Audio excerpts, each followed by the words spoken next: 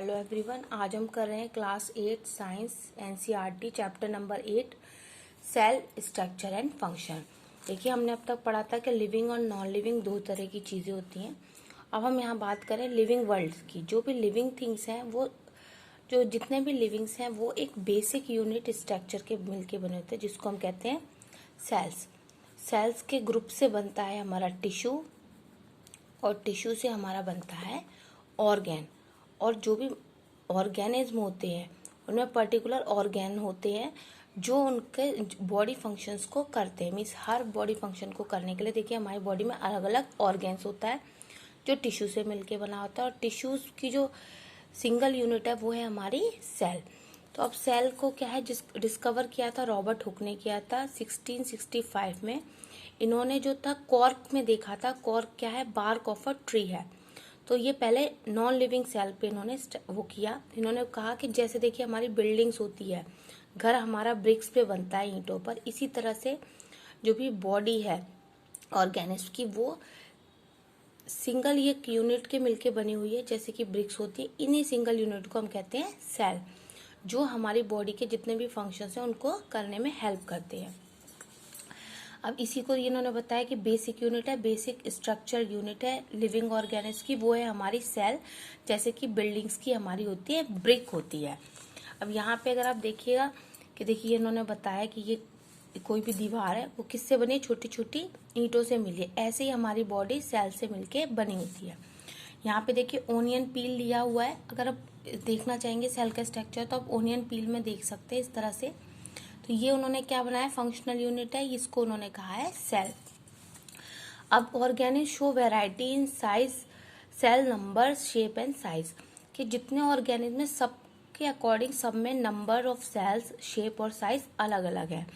ये किसी भी शेप्स के हो सकते हैं, किसी भी साइज के हो सकते हैं। They are a different shape and size. Their organ also vary in shape, size, number of cells. अब क्या, जैसे मैंने कहा कि जो भी हमारा एक सेल है, ये जब मिल जाएंगे बहुत सारे सेल्स तो हमारे बनाएंगे टिश्यूज, और फिर बनाएंगे हमारा ऑर्गेन। तो क्या जैसा ऑर्गेनिज्म है उसका साइज पे वेरी करता है कि उसके ऑर्गेन कैसे हैं, उसके सेल्स का साइज कैसा है, उसके सेल्स का नंबर कैसा है। अगर ऑर्गेनिज्म छोटा है तो सेल नंबर कम होंगे, ऑर्गेनिज्म अगर बड़ा है तो सेल नंबर हमारे ज़्यादा होंगे। अब देखिए यहाँ पे भी दिया है नंबर ऑफ सेल्स के। अब देखिए ह्यूमन बॉडी है, उसमें बहुत सारे सेल्स हैं। अभी अब अगर आप एनिमल्स की बात करें, उसमें एलिफेंट है तो उसमें नंबर ऑफ सेल्स ज़्यादा होंगे, पर किसी स्मॉल एनिमल की बात करें तो उसमें नंबर ऑफ सेल्स कम होंगे। Organism made of more than one cell are called multicellular. इसके अलावा एक कॉन्सेप्ट और निकला, मल्टी सेलुलर एंड यूनिसेलुलर। कि ऑर्गेनिज्म जो बहुत सारे सेल्स के मिलकर बने होते हैं उन्हें हम कहते हैं मल्टी सेलुलर्स, और वो ऑर्गेनिज्म जिसमें सिंगल सेल होता है उन्हें हम कहते हैं यूनिसेलुलर। आपने छोटी क्लास में पढ़ा होगा अमीबा और पैरामीशियम। ये सिंगल सेलुलर ऑर्गेनिज्म है, मींस इनकी बॉडी में कोई ऑर्गन नहीं है, सिंगल सेल के बने, और जो भी बॉडी के फंक्शन है वो सिंगल सेल्स के द्वारा ही परफॉर्म किए जाते हैं। पर हमारी बॉडी में क्या होता है? सेल से टिश्यूज बनते हैं, टिश्यू से ऑर्गेन्स बनते हैं, और हर फंक्शन के लिए अलग अलग ऑर्गेन है। जैसे कि आप देखते हैं हमारा स्टमक एक ऑर्गेन है, लिवर एक ऑर्गेन है। तो यहाँ पे कॉन्सेप्ट समझाया है। इसके अलावा उन्होंने एक एग्जांपल दिया एक सिंगल सेल का, कि अगर आप उसको देखेंगे, एग को देखेंगे तो एग क्या है? एक सिंगल सेल है। और यहीं पे देखिए a single cell organism perform all necessary function that multicellular organism perform.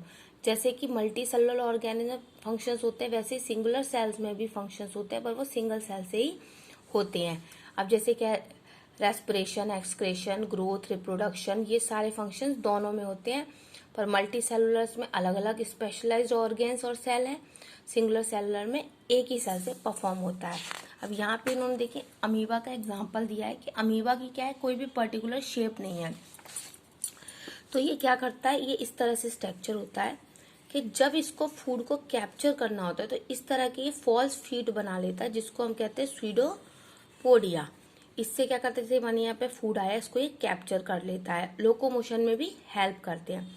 और जैसे ये अपना फूड ले लेता है या लोकोमोशन कर लेता है, नॉर्मल अपनी पुरानी वाली शेप में इस तरीके से आ जाता है। मीन्स अपनी नीड के अकॉर्डिंग अपना शेप चेंज करता है, जिसमें हेल्प करते हैं इसके फॉस्फेट, जिनको हम कहते हैं स्यूडोपोडिया। अब इसके अलावा हम एग्जांपल ले सकते हैं हम वाइट ब्लड सेल्स का in human, another example of single cells के हमारी बॉडी में जो WBC होते हैं वो सिंगल सेल्स होते हैं, ठीक है। ये हमारा एग्जांपल है single cell which can change it shape, जो भी हमारी शेप को चेंज करते रहते हैं, जैसे कि हमारा अमीबा करता है। अब देखिए different cells such as blood, muscles, nerve of human beings, the different shapes are related to their specific function। अब हमारी बॉडी में देखिए ब्लड के सेल्स अलग तरह के होते हैं, मसल्स के सेल्स अलग तरह के होते हैं, नर्व के सेल्स अलग तरह के होते हैं। सबकी शेप और साइज उनके फंक्शन के अकॉर्डिंग होता है। ये राउंड भी हो सकते हैं, स्फेरिकल हो सकते हैं, एलोंगेटेड हो सकते हैं, लंबे पॉइंटेड हो सकते हैं, स्प्लिंडल शेप हो सकते हैं। अब यहाँ पे उन्होंने न्यूरॉन्स की बात की है, जिनका काम होता है ट्रांसमिशन और रिसीव करना मैसेज को, तो वो इस तरीके का सेल होता है। क्योंकि देखिए ये न्यूरॉन है, ये एक न्यूरॉन दूसरे न्यूरॉन से कनेक्ट होता है, डेंड्राइट्स होती हैं, ये होती है हमारी टेलोडेंड्राइट्स। तो एक न्यूरॉन्स की डेंड्राइट्स दूसरे न्यूरॉन की टेलोडेंड्राइट्स से अटैच होती हैं, इस तरीके से देखिए। तो ये इनका स्ट्रक्चर क्या है कि इनका फंक्शन है रिसीव करना।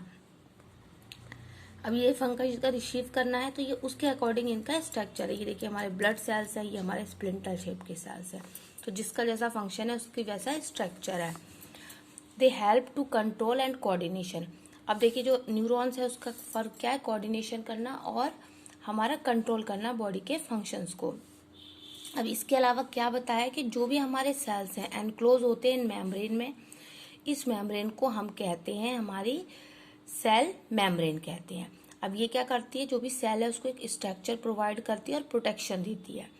अब जो सेल मेम्ब्रेन है वो भी एक कवरिंग, देखिए हमारा सेल है, ये कवरिंग है, इसको हमने कहा सेल मेम्ब्रेन। अब इसके ऊपर एक कवरिंग और होती है प्लांट सेल्स में सिर्फ, उसको हम कहते हैं सेल वॉल। ये केवल हमारे प्लांट सेल में पाई जाती है। अब साइज क्या होता है सेल का साइज कुछ भी हो सकता है, छोटे से छोटा मीन्स 0.1 to 0.5 तक जो बैक्टीरिया में पाया जाता है, और लार्जर जो सेल है वो हमारा एग ऑफ ऑस्ट्रिच, जिसकी देखिए ये दी है 170 mm इंटू 130 mm। ये इसकी देखिए लेंथ और ब्रेथ दी है कि ये कितना भी बड़ा हो सकता है, कितना भी छोटा हो सकता है, डिपेंड करता है ऑर्गेनिज्म पर, उसके बॉडी फंक्शन पर और किस टाइप का सेल है, ठीक है। The size of cell related with the size of body of the animal and plant. अब सेल का फंक्शन और स्ट्रक्चर क्या है, अभी हमने आपको बताया कि देखिए सेल से क्या होता है, टिश्यूज बनते हैं, टिश्यूज से ऑर्गन्स बनते हैं और वो परफॉर्म करते हैं डिफरेंट फंक्शंस बॉडी में। जिसका जैसा ऑर्गन है या जिसका जैसा एनिमल है उसके अकॉर्डिंग उसका फंक्शन होगा। अब पार्ट ऑफ सेल में बेसिकली 3 पार्ट होते हैं।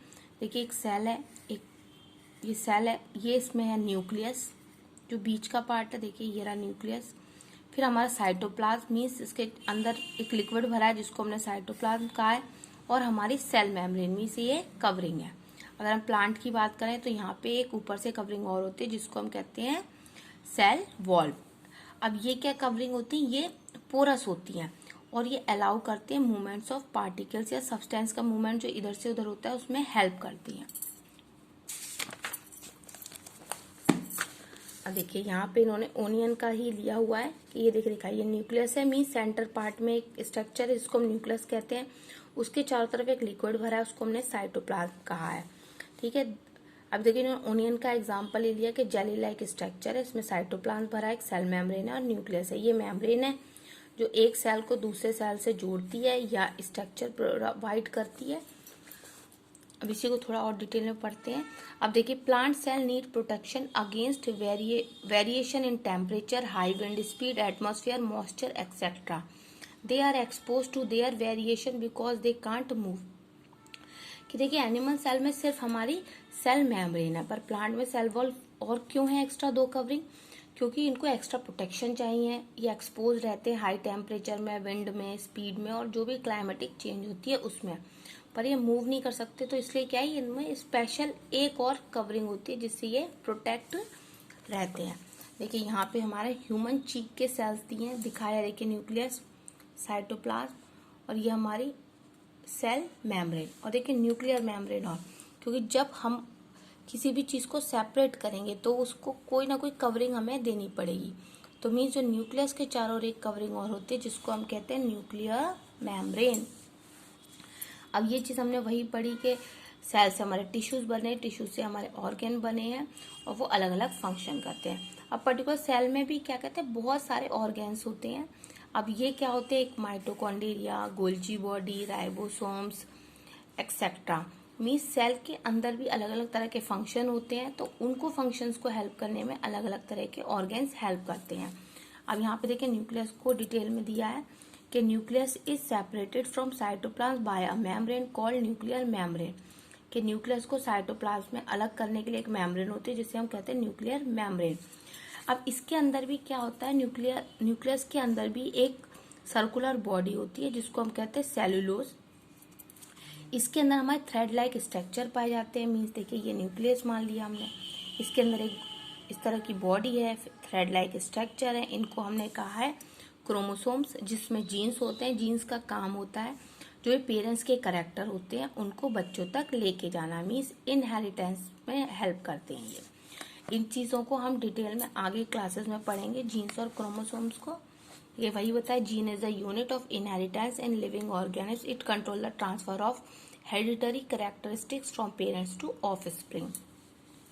अब न्यूक्लियस क्या होता है, न्यूक्लियस हमारा सेंट्रल पार्ट होता है सेल का, और इस सेल के जितने भी फंक्शन होते हैं उसको ये कंट्रोल करता है। The entire content of the living cell is known as protoplasm. और पूरा जो कंटेंट होता है सेल का उसको हम प्रोटोप्लाज्म भी कहते हैं। अब इसके बेसिस पर क्या क्या जो सेल है उनको दो टाइप में डिवाइड किया है, एक तो प्रोकैरियोट और एक यूकैरियोट। अब प्रो से मतलब आपको पता पड़ा प्रिमिटिव, मीन्स वो सेल जो प्रिमिटिव है जिसमें बहुत अच्छी तरह से न्यूक्लियर मेम्ब्रेन या न्यूक्लियस नहीं डेवलप हुआ है वो हमारे प्रोकैरियोटिक हो गए, और जिनमें वेल ऑर्गेनाइज्ड है, वेल डेवलप्ड है, उनको हमने यूकैरियोट की कैटेगरीज में रखा है। अब इसमें देखिए एक चीज और दिखाई दे। अब प्लांट सेल की हम बात करें कि प्लांट सेल में क्या होते हैं, कलर्ड स्ट्रक्चर्स होते हैं। इसको हम कहते हैं ब्लैंक कलर के, इनको कहते हैं वैक्यूल्स कहते हैं।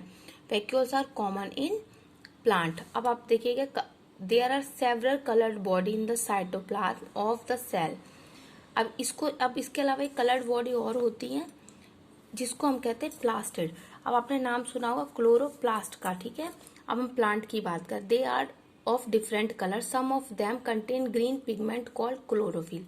मीन्स वो प्लास्टिड जिसमें क्लोरोफिल होता है, ग्रीन कलर का पिगमेंट, इसको हम कहते हैं क्लोरोप्लास्ट। ये हेल्प करता है हमारी फोटोसिंथेसिस में। आपने सुना होगा chlorophyll in the chloroplast of leaf is essential for the photosynthesis. अब देखिए comparison of plant and animal cell.